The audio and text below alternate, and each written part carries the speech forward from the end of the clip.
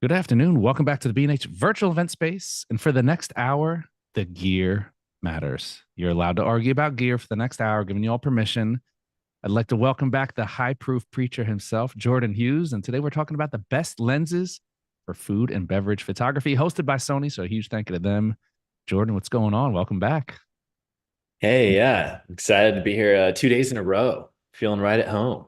I love it. A little back-to-back doubleheader going on. We don't get that Yeah. too often. We're probably gonna have people coming in like sending the same questions that I didn't get to yesterday. So we'll expect some Right. overflow. But I'm gonna turn it Yeah. over to you. Let you do your thing. I'll see you in a bit for some Q&A, and I'll remind everybody out there, welcome.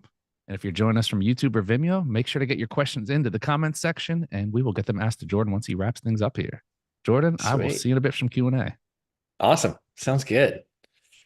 Cool. Well, yeah, thank you all for coming, hanging out. I'm just gonna share my screen here. Just kind of walk you through some visuals today. But yeah, for those of you who don't know me or maybe weren't on my webinar yesterday, I'm Jordan, a food and beverage photographer out of Portland, Oregon. Primarily work with liquor brands, bar and restaurants, hospitality groups, hotels, all that sort of thing, all in kind of the hospitality beverage world. And in that, so there's a lot of taking pictures of cocktails, beverages, but also food. I'm capturing a lot of new restaurants, like photographing their full menus, their spaces, and ends up being a lot of portraiture as well of chefs and bartenders. So even though I introduce myself as beverage photographer or commercial beverage photographer, there really ends up being a lot that goes along with that and a lot of kind of overlapping things that go in there. But yeah, so today we're going to be jumping into lenses for food and beverage photography. In my opinion, the best lenses for food and beverage photography. So really going through basically just what I have in my camera bag, my Pelican case, whatever, and what I bring with me on location, on a lot of my kind of bar, restaurant, hotel shoots, as well as stuff I use in the studio as well.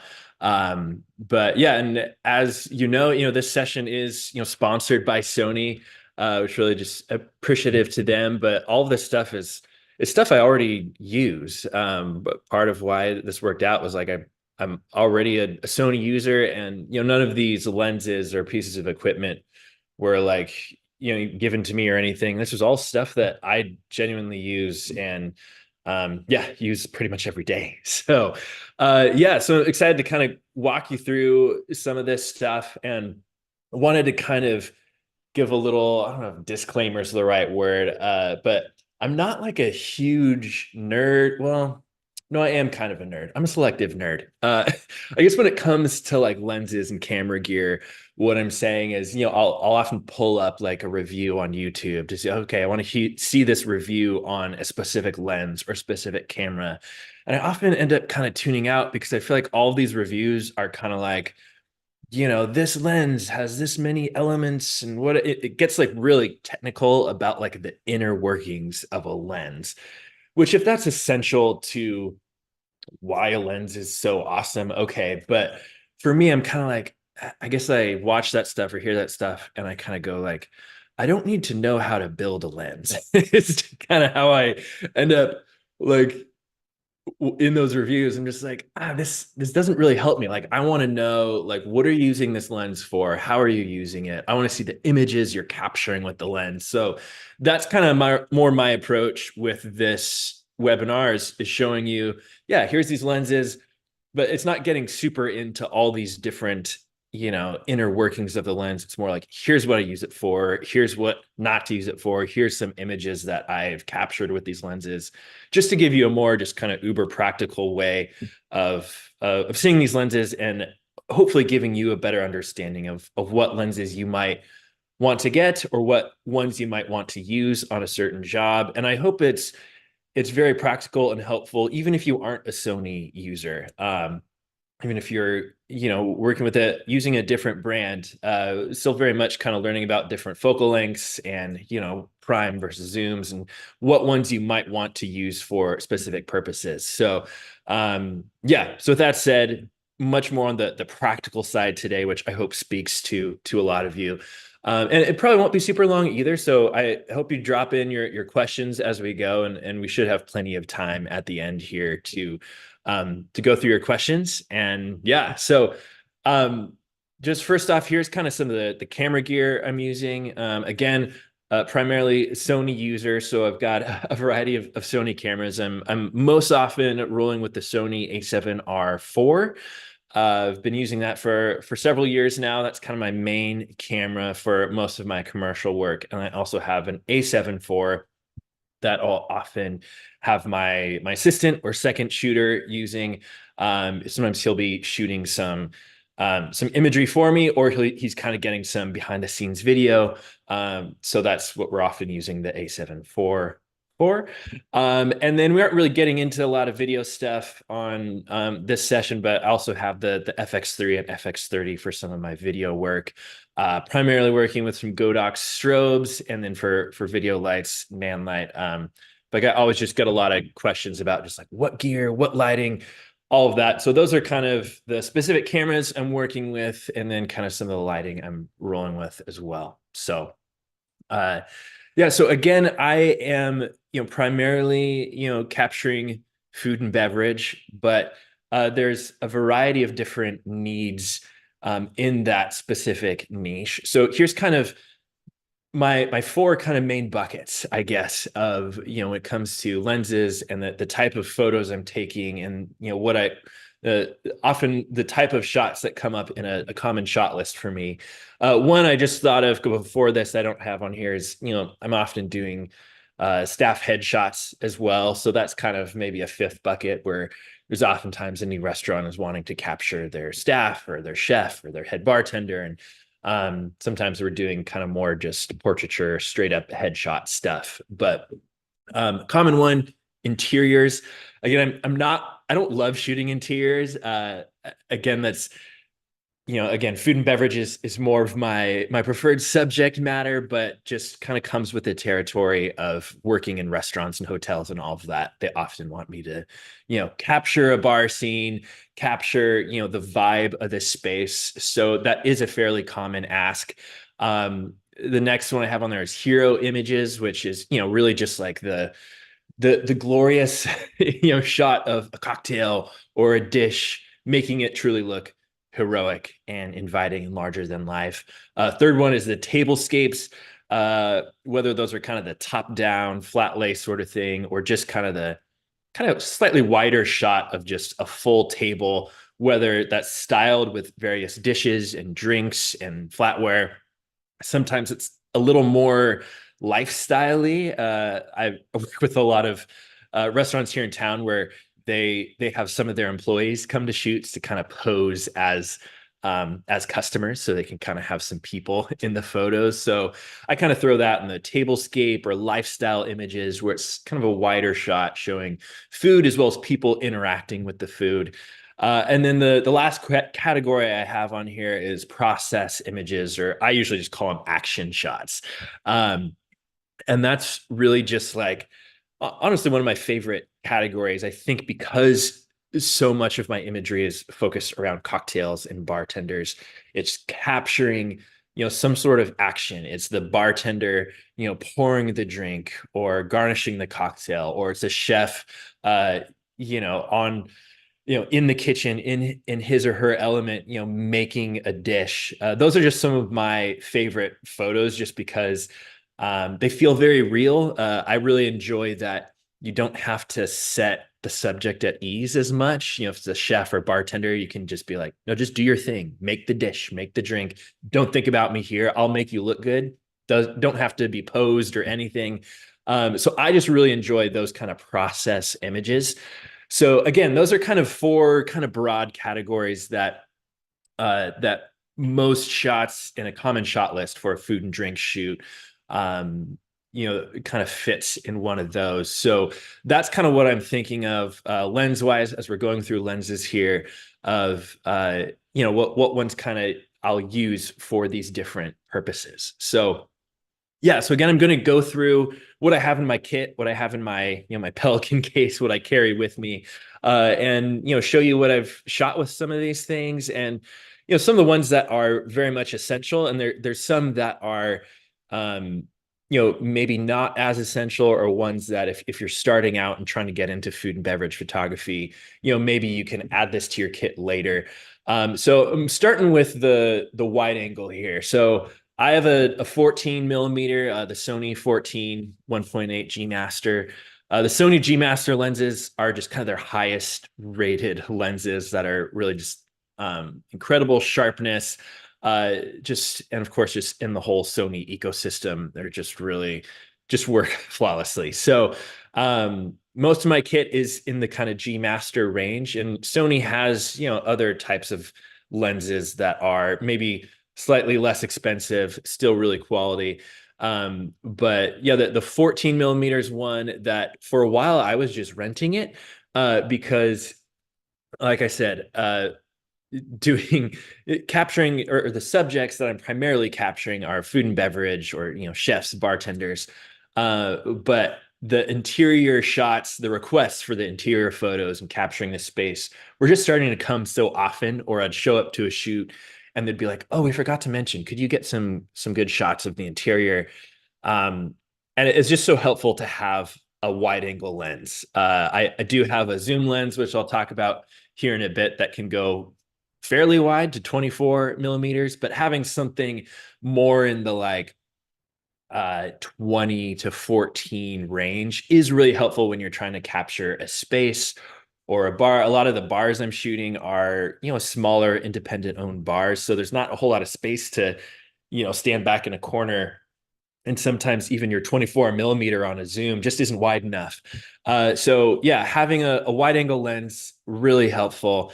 It's probably one that, like I said, starting out, I would rent it when needed. So it's one that I was like, it's essential to my workflow, but it's a little lower on the essentials list for me. And that's what I'd say. If you're starting out, you might not have to worry too much about getting a proper wide angle, but kind of have it on your radar, possibly to rent, or to rent one similar.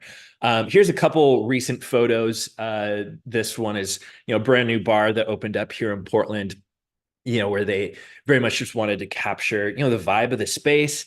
Just looking at this now is like, for the most part, the 14 millimeter is really great, where you don't get too much of this fisheye effect. Some of the really like, really wide angle lenses, you get this kind of bulb fisheye look. And that's part of the beauty of the G Master, where there's not a lot of distortion. There is a little here with like the two hanging lights. You can kind of see like ever so slightly, it looks like they're being sucked into the image a little bit. So that might need a little bit of post-production work to kind of adjust those. But for the most part, like the lines look really good in this photo. Then just last week, me and my assistant were shooting in this barrel house for Westward Whiskey, where it was just a ton of whiskey barrels everywhere. And they just wanted some sweeping shots of just the space, and also some vertical ones as well. And I just thought it had I liked how it was like wood barrels everywhere, and then like this kind of cool textured wood ceiling. So again, just having a wide angle lens is great for just getting these kind of vibe space shots. But honestly, a lens that I use far more often is this next one, having a good 50 millimeter, which is probably what people recommend for most forms of photography, right? Everyone kind of starts out with a nifty 50, right? So this one is a little bigger. I don't know if I can call it a nifty 50, because it's a pretty big lens. Part of that is, it's another G Master with Sony, and it opens up to 1.2. So got a really fast aperture, great for low light situations. For me, I'm often shooting with off-camera flash in bars and restaurants and all of that, but occasionally, I guess more than occasionally now, there's a lot of bars, and there was a hotel recently too, where they're like, all right, we have this very kind of dark, moody vibe. We want you to capture the space as is, no additional lighting, just, it's very kind of dim tungsten light, which is not very conducive for taking great photos. But this was the lens I kind of went with for that, to just be able to open it up really wide, still to push my ISO a bit, but um, yeah, just a great lens. We're obviously not very wide, but was something that I can use to, um, good versatile focal length, right? Where you can get in both capturing, food and drink, but also great for, some more of these lifestyle type images. So this is what we often use on shoots when we have, just the food and drink itself, as well as kind of people interacting with the food and drink. So this is kind of that perfect kind of in between focal length, which is why a 50 is, recommended for so many different types of photography, right? So that's one that I usually have my assistant using. I'm often kind of using a slightly longer focal length, which I'll kind of show you some of those lenses here next, where he's usually kind of off getting either behind the scenes or kind of these more lifestyle type photos. But with it being a prime lens, it's really sharp. Again, like I'm not usually opening it all the way to 1.2 unless I'm in these really low light situations, like I mentioned. Uh, but it is just beautiful color, beautiful, just, everything is just flawless on it. Definitely the best kind of 50 millimeter lens I've owned. And it's one I use for a lot of my video work as well. So incredibly versatile. And then, like I said, that's usually the one I kind of have my assistant using on the A7 IV. And then for me, this is kind of my go-to for the majority of my drink photography, food photography. I think there's the one Sony lens I have that isn't. It's not like the G Master rating. Still incredible lens. I think I bought mine used for like $800 or something like that. I think new it's closer to 1,000. So I know the word inexpensive is relative, but in the world of of high end lenses and camera gear, I feel like you can find this one on a pretty good deal. I really like just that 90 millimeter focal length is really ideal for shooting smaller subjects like a cocktail or wine or food. I've found that the 50 millimeter that I just showed is great as well, but I feel like that's kind of as wide. It's not even a wide angle lens, but that's as wide as I would go for shooting food and drink. Much wider than that, like I ran with a 35 millimeter for a while. You got to get in closer to your subject and you start getting more distortion, especially when you're shooting bottles or, cocktails that are in, like stemware. You start getting kind of some bowed lines and things just don't look quite as they should. So that's where having, I usually recommend kind of 85 millimeter to 100 millimeter. That's kind of the sweet spot for shooting food and drink, really for getting those hero images, those kind of up close. And with this being a macro lens too, you're just able to capture a lot of detail. I mean, here's one example of this Clover Club cocktail where it's, this gin sour. So it's got egg white in there to get that fluffy foam. Made with gin, fresh raspberry syrup, lemon, and then like the garnish, is just like these skewered raspberries just kind of tucked into this. Honestly, that's probably the best foam I've been able to make on a cocktail. It just looks like a cloud. Uh, but this was one of the first shots I took on that 90 millimeter. And I was just like, oh, this is great. There's, still some good depth of field there, but you get like this the color, but also like the little, I don't know what you'd call them, like hairs. It sounds gross, but yeah, these little like fibers coming off of the raspberry. And yeah, even with, capturing food and drink, I think a lot of times we think of macro lenses, or I did at least with macro lenses. Oh yeah, you're taking pictures of like bugs and like water droplets and, all of this really like small up close stuff. But it's can be really cool for capturing stuff like this, and not just like super small details like the hairs on a raspberry. I feel like just capturing really sharp details, like the zest shot down in the corner. That was something we kind of talked about in yesterday's webinar, if you missed it, of kind of just this essential oil coming off of a lemon peel, where it's typically something you don't even see in real life because it's so quick. It has to be lit just right. And really having a macro lens allows you to just capture kind of each of those very fine oil droplets very crisply. And same with some other examples here of just kind of again, these are all kind of drink examples, but um yeah, just like all of these little details, you're just able to get just that extra bit of sharpness. So it doesn't necessarily mean like, yeah, macro lens, it's for getting super in close for, on a garnish, or awkwardly close on, you know, a steak or whatever. No, but it does just give you kind of this extra layer of sharpness and detail that you might not get in another lens. So yeah, so the 90 I also really like on this one specifically. You kind of see the focus ring there. You can actually click it back, like to put it into manual mode. So instead of like going to a little switch to switch between automatic and manual, it might seem like a minor thing. You're just adjusting, you're clicking the focus ring back, and then you can immediately go into adjusting with manual focus. Um, Again, that's just like a small thing that I just really enjoy because it is a macro lens, and sometimes you do want to quickly go into manual focus to make sure you're focused on those small details. So this is one I use just all the time, whether I'm on location or in the studio. Several of these images are in the studio, in the upper corner ones on location. Yeah, it's one that's probably on my camera body the most, just with the type of work I do.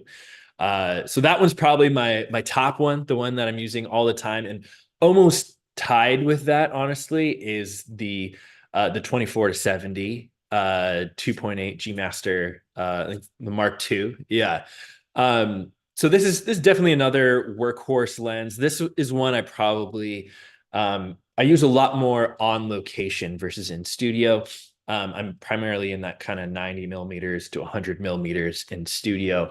But when I'm on location, I have to move pretty quickly. I do usually work with an assistant or second shooter, but uh, yeah, on location, just things tend to, come up quick, or you have to be a little more flexible, where I generally have a shot list I talk with the client through ahead of time, but there's almost always something where they're like, oh, wait, can we shoot this? Or can we get a shot of this space and all of that? So having a quality zoom lens is really helpful because you're able to quickly go wide, zoom in, especially when you're shooting in an environment like a restaurant or a hotel that I'm generally doing shoots when the venue is closed and service isn't happening, but sometimes I am working around bartenders or servers. So just being able to quickly adjust my focal length, not having to switch out my prime lenses carefully and, carry all of those with me. And honestly, having a zoom lens with a consistent aperture, if you're someone who just bought a new camera and you're like, oh, cool, it came with the zoom lens. Sometimes the zoom lenses that ship with cameras, don't always tend to be the best. Some are great, some are fine, some not so fine. Depend on the model and the brand and all of that. But some zoom lenses don't have a consistent aperture throughout the whole range of the zoom. So basically, it might be a f2.8 lens at the widest focal length, but as you zoom in, that aperture will adjust to f4 or 5.6. So that's really tricky. So that's where having a high quality zoom lens like this, now this is definitely on the more expensive end of things, but that gives you more sharpness, where it's just as sharp, I've found, as most of my prime lenses, but also being able to have that consistent aperture where it can open all the way up to 2.8 through the full length of the zoom, from 24-70 is really essential in my mind. So again, this is one that I use a lot when I'm on location, kind of run and gun, busy bar restaurant shoot, where I can get in close on the action, whether that's a cocktail being made or someone buttering bread. I just thought that was kind of a fun photo. It's just like literally just putting butter on bread, but I thought it looked good and was happy about it. So I can kind of zoom all the way in to 70. I think that fire photo is at 50. So I'm zoomed out a little bit, just to get, often when I'm shooting in bars and restaurants, I'm trying to capture, a little bit more of the vibe, the space itself, to give it a sense of place in the location that I'm shooting in, as well as kind of capturing, kind of these, they're action shots slash portraits where it's bartenders and chefs kind of in their element, unposed, as well as, down there in the bottom where that's a bunch of staff from this bar, and they all kind of came in for the shoot to pretend like they're all, hanging out at this bar. So the 2470, that one is one that I'm most often using when I'm just kind of doing these quick, fast on location shoots where I don't really have time or space to be swapping out different prime lenses. So highly recommend that one. And then the last one I'm going to go through here. This is one that is kind of newer to my arsenal. I would very much say like the 24 to 70, having a good quality zoom lens is on the very top kind of essential list for me. If you're doing a lot of food and drink or product focused work, having a good macro lens at 90 millimeter, also essential. Those are, again, the two that I'm using the most often. This one I picked up because I wrote my first book last year, on it's a cocktail recipe book, all these kind of different classic recipes and recipes I came up with as well. And then I did photos for the whole book. And in doing that, I kind of like freaked out a little bit because most of my work is digital.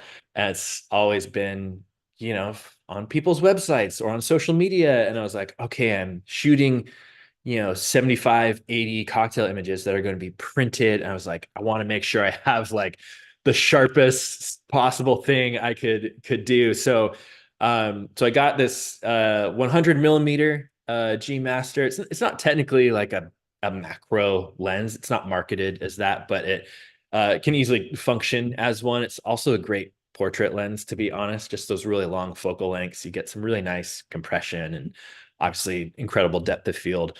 This one though, because it is 100 millimeter, I am, with a really long focal length like this, you get a really small focus area, a really thin focus area. So I'm generally not opening up the aperture super wide. I'm usually on this, I'm shooting at like f8 to like f16. So it's one I'm most often using. When I use it, I'm using it in the studio because I can bring in my strobes and add a lot of light for using that kind of closed down aperture. But truly, this lens, like I ordered it. At the time, I didn't have my studio yet. I had our garage kind of built out as a studio. I went down there. I was like, hadn't started shooting yet. I was like, all right, going to start doing my first photo for the book. And, guy knocked on the door, delivered this lens like just in time. And it's like, I'm aware of my own skill level, what I'm able to capture, all of that. It's not like this lens made me a better photographer by any means, but just using this lens, I was like, oh my God, just the level of detail I was able to get. And it's hard to kind of come across on the screen. These are a few images from my book. Very much was something where I was like, I want something that will print beautifully. And, even if you're just right up close, you're seeing every detail on these images. And yeah, just using this lens, I just was like, oh my God. Like, I know, like, it's not like, this zest shot thing and getting this kind of drip on the cherry. Like, those are kind of little tricks I've done for a while, but just the level of detail in every image, even like zooming up close, like, oh, there's no chromatic abrasion. It's just like, I mean, even like this shot on the far right with the cinnamon, like it's not just like the cinnamon gratings coming off. There's also like, you see like the dust coming off of it, or these next ones where it was like the texture on the ice, but you're also seeing like the perspiration on the glass. And again, it's stuff that might not translate fully on a computer screen, depending how you're viewing it. But just using this lens, I just was like, oh, like this is This is awesome. So it's one, again, not one that I'm using all the time. That 90 millimeter and that zoom are, again, the two I'm using the most are just very versatile. This one generally, like I said, I want to use it with a lot of light, just so I can close it down, and because it is just a detail beast. So it's all about capturing the detail. So you want a lot of light in order to use it. So maybe if you're shooting portraits outside and stuff, you'd be fine. But I'm generally using it in the studio for these very ultra detailed, very closed down apertures where it's, f16, f11, whatever. And it's just like the super detailed stuff. And it's truly just like I got it. I was like, I don't know if this is true. I always, as any of us will say, like, oh, this is my last lens, or this is my, it's never the last lens. There's always more gear to buy. Thankfully, there's B&H to, with all the fun toys. But this lens where I was like, oh gosh, like I don't know how I can get more detailed, more precise than this. So yeah, so that's really kind of the lineup. There's kind of the names for you, the ones we went through. Again, like this is very much I've kind of landed on this for my workflow. I've been at this 7 years now as a food and drink photographer. So I've been very dialed in kind of those top four, the 14 millimeter, 50, 90, and the 24 to 70. Those are just kind of always in my bag, my Pelican case that I roll around everywhere. Take those to every shoot in studio, on location. The 100 millimeter GM, I just talked you through. That one just kind of lives in my studio. I don't generally don't take that out. I just kind of leave it locked up in here and then, pull it out for shoots. But those top four are the ones that really work for me. And for you, like, unless, you're someone who's very much like, yep, I'm a food and drink photographer too. I'm not saying like these are the end all be alls for you. You might be like, hey, like I really need something, like a 35 millimeter. I used a 35 millimeter for a few years as well. And it was kind of like, I felt like I ended up not really reaching for it. Cause I was like, if I need that focal length, that kind of in between focal length, I have my zoom, I have my 50. And I was like, I need something wider. And that's where I kind of swapped that out for the 14. So that's where it's like you very much kind of figure out what works for you as you go. So if you're newer and starting out, that's where I very much kind of recommend investing in a good zoom lens, getting something with a consistent aperture like the 24 to 70 G Master, and really just like going with that, and then maybe adding in a prime lens. I would say go with a 90, go with a macro lens, or a 50. Those are both going to be pretty versatile. Maybe just depending on what you're shooting. If you're shooting more lifestyle, more portraiture, maybe the 50 will be more versatile for you. But even the macro lens is great for portraiture too. And again, the 14 was one that became more essential to me over time. That's because I found myself kind of renting it as the needs were coming up, but I was just finding more and more with doing more of these shoots that it just made sense to have 14 millimeter in my bag. So all of this to say, like, it's good to, start with a lens or two. Don't feel like you have to just go get a whole lineup to be able to be an effective food and drink photographer or whatever type of photographer you want to be, or are. Very much kind of starting with one or two, seeing what works for you. And then honestly, like as you go and as you figure out your own workflow, you can more easily recognize the holes or the needs in lenses and what you need to accomplish your work, to not just do it well, but do it effectively and efficiently. And that's really kind of why we have multiple lenses, right? It's like I could do a lot of this work with one zoom lens, but having these other primes can just help me do things a little better, a little more quickly, can just achieve things at another level. So yeah, so I hope this was helpful for you guys. I also wanted to let you know, I know a lot of you, tuning in maybe already know me or follow me or involved in my e-courses. Would love to stay in touch.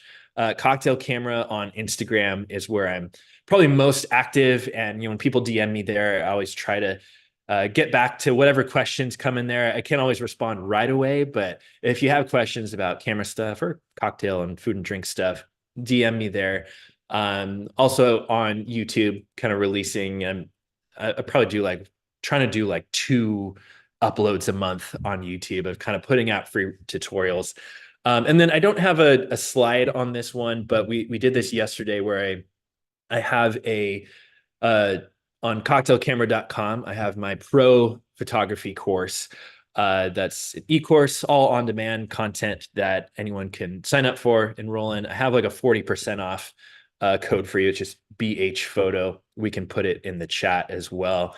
But for anyone kind of on the webinar, that's just good until well, yesterday we did it where it was like good till the end of today. And I was like, well, I'm doing another webinar. So we'll do it till the end of today, the 21st. You can get 40% off the e-course. Again, that's Cocktail Camera Pro, and it's just diving into really the inner workings of beverage photography, all the technical stuff, off-camera flash, as well as talking about how to work in dark environments, in bars, restaurants, shooting product, liquor bottles, how to do composites and editing photos and all of that. So if you're interested in diving kind of deep into the beverage photography world, that's what Cocktail Camera Pro is about. So BH photo is the code, gets you 40% off there, but we'll drop that in the chat. But yeah, would love to hear any questions you guys might have.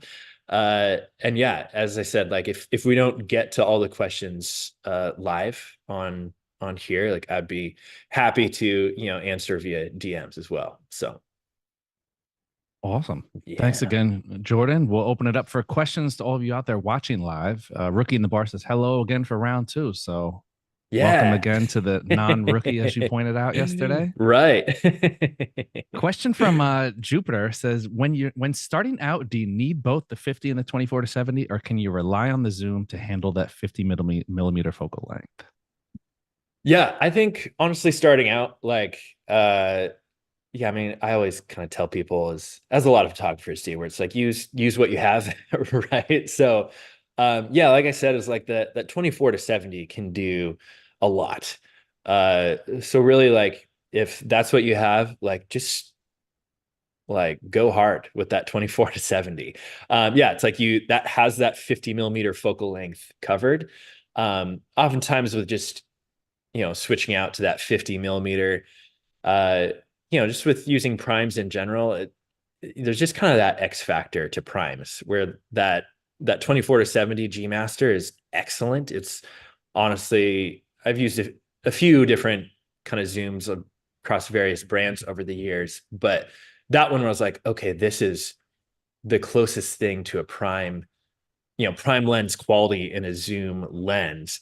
But still, there's still something like when you swap it out to a prime lens, there's just like this X factor, there's certain magic to a prime lens, that's like you can't quite explain it. And it's one of those things where it's like you got to just be behind the camera and see it. Like I think it's a subtle difference. Like I said, like you have that focal length covered, so you really can just rock out with the zoom lens. So it's more of something where like as you get going, for me it's more helpful because I'm often shooting with another person. So having him have the 50 and me have the zoom works really well. But yeah, it might not be totally necessary for your workflow, depending. So yeah. Yeah, there's something about that prime. I think it's like mental too, where you don't have to worry about zooming. You're kind of just locked into one frame because you're not moving that much because it changes your perspective. You're kind of just locked into that one setting. I think it helps. It's just a thing, a clarity, like brain clarity. Right. You're not all over the place. So I totally feel you on that. It's like optically, it's like, show me the difference in the specs. Right. No, you can't. There's just that je ne sais quoi. Yeah. Yeah. There's a question that we had come in yesterday that I wanted to get to today. Where do you focus when you're doing like pours? Where do you focus? I mean, obviously you can't focus on the stream until you have the stream, but once you have the stream, it's too late at that point. Right. Is I know the Sony autofocus is ridiculously good. Is it quick enough to just pick up on that stream, or how do you, if you're shooting wider, wider open, Right. that difference between the stream and depending on the glass you have, some of the glasses you had that etching in there, and that etching will Right. create contrast, which is going Yeah. to pick up autofocus. Talk us through that a little bit. Right. Yeah. So I'm usually, when I'm shooting kind of those process photos, like I guess it would be like spot focus where I can, move the focal point. And I'm usually, if I'm shooting a little wider, like bartender making the drink, it is kind of like you're changing that focal point pretty quickly. I'm usually like making sure the autofocus is on the bartender's face if I'm a little wider. And then it's like, right before they pour, then I'm kind of going in closer trying to get the pour shot. So um that is kind of one element where generally I'm trying not to have bartenders like pose for me. I want it to feel natural for them. Generally, that is kind of like a kind of before we start shooting, there's kind of one element of like sometimes I'll tell them like, hey, like when you're making the drink, like pause for a few seconds before you pour, just to allow me to kind of get focused in. And now it's like there's some bartenders I've shot with where it's like they just know, like they'll just kind of like they'll do everything, pour, and then they'll like give a little pause and before pouring. Generally with that, it's like I'm just adjusting the focus point to generally just be the top of the whatever they're pouring into. So the mixing glass, the cocktail shaker, I'm focusing on like the top rim of that. But also like noting like when I'm doing those kind of action shots, I'm not shooting like wide open. I'm probably more around f probably like 5 6 or 8 because I'm often using off camera flash just to freeze that motion. It I think it would be really hard if you're shooting wide open because yeah, you could be focused on the lip of a cup or a glass, and then the liquid itself will be blurred out. So that's where it is really helpful to be able to have off camera flash, not just to be able to freeze the motion so easily, but also just to give you a little more bandwidth to close down your aperture to get a slightly wider focus area. Because that way, if you're focused, just on the top of a cup, your focus area is going to be right in here, Mhm. versus like right here, right? So that's where I'm often kind of recommending like, yeah, off camera flash is going to help you a ton because it's yeah, it's freezing motion, but it's also just giving you more bandwidth with your aperture. So All right. We're going to go back to a situational question for Marvin, who's joining us. We've all been here. That moment where we're like, I have two lenses. Do I trade them for a new one? Do I keep one? yeah. So Marvin specifically is asking about a 24 f1.4 Okay. and maybe also a 55 f1.8 for a proper 24 to 70 lens. Not sure if he's going to Mm, miss something from the prime lenses. Do you think a good yeah. zoom lens is a great alternative to prime lenses, albeit a little faster? Yeah. That's a tough one. And I feel like that's probably what a lot of us kind of like weigh and measure, especially if shooting is a side thing or a hobby where it's like, all right, I can't justify having a bajillion lenses. So it's always trying to simplify a bit. Honestly, with that, I would probably recommend like see if you can rent a really good 24 to 70. Um, and see how you like it. Like see if you can rent it for like a week and just like shoot around with it. Don't even touch your primes for a week and just see how it feels. Because I feel like a lot of this stuff ends up just being just personal preference stuff. And like we Mm. talked about with primes, it's like sometimes there's just kind of this X factor thing to it where you're like, I just really like what, the images I take with this lens. I don't know what it is, but I love it. So that's something where you might, rent a good 24 to 70 and you're like, this is it. I don't even care about these primes anymore. I will just have one lens and be set. And like, honestly, if that's where you land, then awesome. Like that's so cool. Just have one lens and not have to worry about all these other ones. But you might get into it and be like, oh no, like I don't care switching out primes. Like I miss these guys. So that's something where it is such like a personal choice decision thing where it's not necessarily here's the right answer, wrong answer. It's something you very much have to just try out for yourself and see where you land and what you end up preferring. So yeah, see if there's a shop in town that you can rent one, and then let me know. I'm curious to see where you end up. Yeah, that's great advice. My unsolicited advice, and I've done this in the past, Yeah. is so I'm old school. I use Adobe Bridge still, probably the only Okay. person still using it. But any of these catalogs that we use, you can filter by focal length and see Mm, how many images you shot. And yeah. I think if you pay attention to where's the majority of your range, are you shooting everything? If you have a 24 to 70, are you shooting everything at 24 or everything from 24 to 35? Then it's going to tell you, Right. okay, I don't need that top end of this. Right. So just throwing it out there, something that might be able to help somebody, because I know it is a big choice and lenses are not cheap. So Right. it's you gotta take all the little tips, tricks, and sometimes it's the information in your own shooting. Yeah.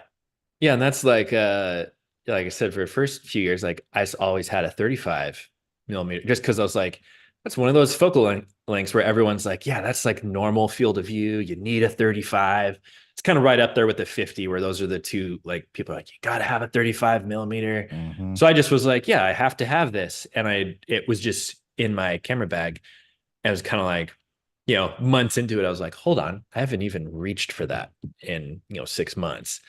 Uh, so that's where it's like sometimes it ends up being just kind of a time and experience thing, or using Bridge, like you said, where it's like your own work will end up kind of giving you the info you need of Yeah. of what sort of equipment you need. And kind of similarly, as you go, you'll be able to identify holes if they need plugging. If there's like, all Yeah. right, no, I'm actually really feeling a need for that 24 millimeter prime. Yeah, and it's one of those things where it's like you kind of just have to pick a lens or pick a lens or two and then go for it, and then you kind of have to figure it out as you go. And that's where, thankfully, like if you invest in good glass and good lenses, they and take good care of them, they'll hold their value really well too. So that's always kind of my take as well, where I'm like, um I think of, maybe this isn't completely accurate, but I think of like cameras as temporary and lenses are forever. Nothing's really forever, but like I I put a lot into investing in quality lenses, because I'm like, I'm gonna have these,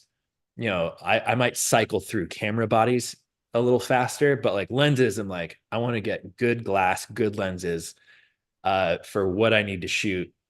And I put a little more emphasis on that versus, making sure I get, the latest, or like I don't have the newest Sony cameras. They've now there's the R5 and the A1, or so for me, I definitely put a lot more emphasis on like, no, if getting good lenses will have a bigger impact on your work, not just the quality of your work, but even just your own, user experience. So I could harp on that for a while, but that's my Definitely. opinion, at least. So you can take that with a grain of salt. Yeah. Well, and I think you made a valid point when talking about where to focus. If you're not using a f1.8 or f1.4 or f1.2 wide open, do you really need it? And Right. and you have to look at the character of the lens. You talked about like character. Like certain lenses just have that character to them. Some are going to Yeah. have more of a character than others. Some Right. you're only getting the character when it's in a certain range. So it really, I think people need to look at their own situations and see, am I even, if I'm shooting everything at f8, why do I really need an f2 for? If I'm not really using it, then you're going to want to look at stuff like that. Yeah. Um, Emily, Nerds with Knives, asking, what lenses do you like best for video? Do you like the flexibility of the 24 to 70? Yeah. Um, yeah, like I use the 24 to 70 with video occasionally. Yeah, I think still like I end up using that 90 most of the time. So I'll put that on my FX3. Again, like I'm just a big fan of those longer focal lengths. Yeah, just get some really nice, image compression on there. And again, with that kind of very quick and easy, intuitive way to click into manual focus. With a lot of video, I'm using manual focus, um, just because I'm wanting that. I don't want the focus to hunt when shooting video. You know, if you just have auto on, sometimes it's like the focus will. So yeah, so I'm usually just kind of clicking it into manual and using focus peaking, so I can see exactly what I'm focused on. So that's generally my preference for video. But yeah, if I'm shooting, most of the video I shoot is in studio, so it's kind of more kind of commercially cocktail stuff. But occasionally I'm shooting stuff on location, and that's where I'll probably use the 24 to 70. And with that, like I probably am. I'd have to look, but when I'm using the 24 to 70 for video, I probably am using it mostly zoomed out fully at 70. Again, just kind of have that preference for the longer focal length. Just kind of helps give you a little more cinematic look. So yeah. Definitely. Well, in keeping with being on location, Emily asked a follow-up question. Why don't you bring the 100mm on location? Yeah, with that one, it's just I don't know. I mean, I guess I could. Like I said, like the 90 is the one that I end up just bringing with me most of the time. That one is I think a little faster. I might have to double check, but it's f2.8. I have to see for the 100. It's it says it's 2.8, but it is it's technically it's like the T numbers. So it's actually like the equivalent. It's not quite as fast. So with that, like with the 100mm, I found it just does really well with a lot of light. So that's where it's generally, in the studio, I have my power packs and these very big, powerful strobes. So I can just, put a ton of light and kind of compensate for closing down that aperture. Like you were saying, like certain lenses, when you get into a certain range, that's just where the magic happens. And I feel like the magic for the 100mm is in that more closed down, like, 5.6 or f8 and smaller. Like that's the magic for that lens versus the 90mm, it's magic at 2.8. So it's more of just kind of, again, like maybe it's something where if you were to use both lenses, you might disagree. That's just kind of the type of work I shoot. That's kind of how I end up using both those lenses, where the 100mm just tends to be more my studio lens, where I can just get tons of detail. And the 90 is just a little more versatile for me, where I'm like, I could use it in studio, but I can also open it up on location, and it's going to be beautiful. So again, I guess it's kind of a little nitpicky there, maybe kind of splitting hairs a little bit, but that's at least my reasoning. Awesome.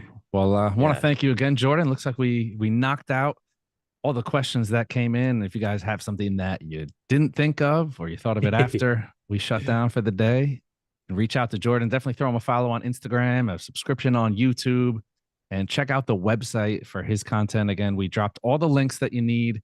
We dropped links to the gear. If you guys have questions on the gear, you can reach out to your wonderful, knowledgeable rep at B&H, who is not going to push anything on you. We don't do that at B&H. We give you the information you need. That is one great thing that I do want to stay on that for a moment. B&H reps are great. They really know their stuff. They know from the moment you walk up to the counter if you're a beginner or a professional. And if you're a beginner and you have no business using some of the professional gear, they won't even steer you there unless it's something that works for you. So a little aside there that hopefully is helpful to some of you guys. Donna says, great webinar as usual. Thanks so much for all the great information there. And Donna also is co-signing your advice on getting good lenses. Good glass will last. It will definitely outlast a good body. So, Jordan, great to have you on. As always, want to thank you for your time, your expertise. Of course, Sony for hosting this wonderful event. And we hope to see you back here soon on the channel. Awesome. Yeah. Well, thanks, man. Always a great time. And yeah, always appreciate everyone asking questions. And it's just very fun to hang out with everyone virtually. So yeah, appreciate it. Huge thank you again to Jordan and Sony for hosting, and all of you for tuning in, getting your questions and comments in. We always love to see that. That's all we got for you today. Another edition of the B&H Virtual Event Space, now in the books. Catch y'all next time. Love it.